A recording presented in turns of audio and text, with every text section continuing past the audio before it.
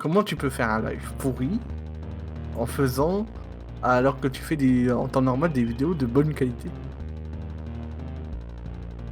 Comme vous l'aurez vu dans cet extrait, Marquis dit que le live pue la merde alors que les vidéos de Divago sont de qualité. Je vais vous montrer pourquoi c'est vrai.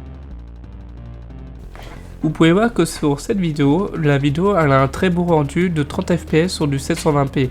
Même YouTube le dit que c'est sur du 720p, mais par contre les 30 fps c'est pas dit, mais on peut le voir visuellement. Donc pourquoi cette vidéo elle fait 30 fps sur du 720 et la qualité n'est pas dégueulasse?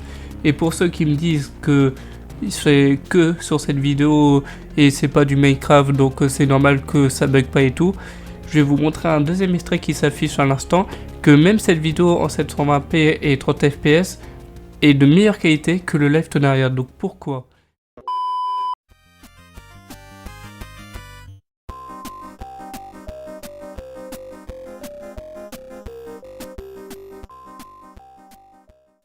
Comment ça en plus?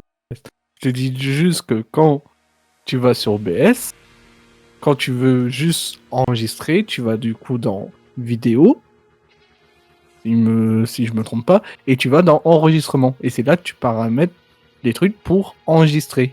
Sauf que là, comme il a lancé un live, ça n'a pas pris les paramètres dans enregistrement, ça a pris les paramètres dans en direct.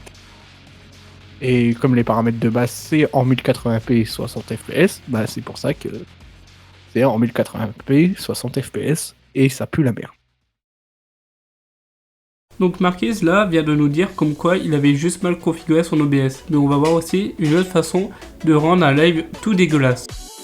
Alors l'explication elle est très simple. C'est en gros pendant le live Tonaria, au lieu de filmer en 720 et 30 fps, Divago s'est peut-être eu comme idée de filmer en 1080 et 60 fps, qui donne ce rendu tout pixelisé et tout pas beau. Alors peut-être ça vient pas de lui, mais le live en mode son OBS propose du 720 sur du 30 fps, mais le live propose lui du 1080 sur du 60 fps.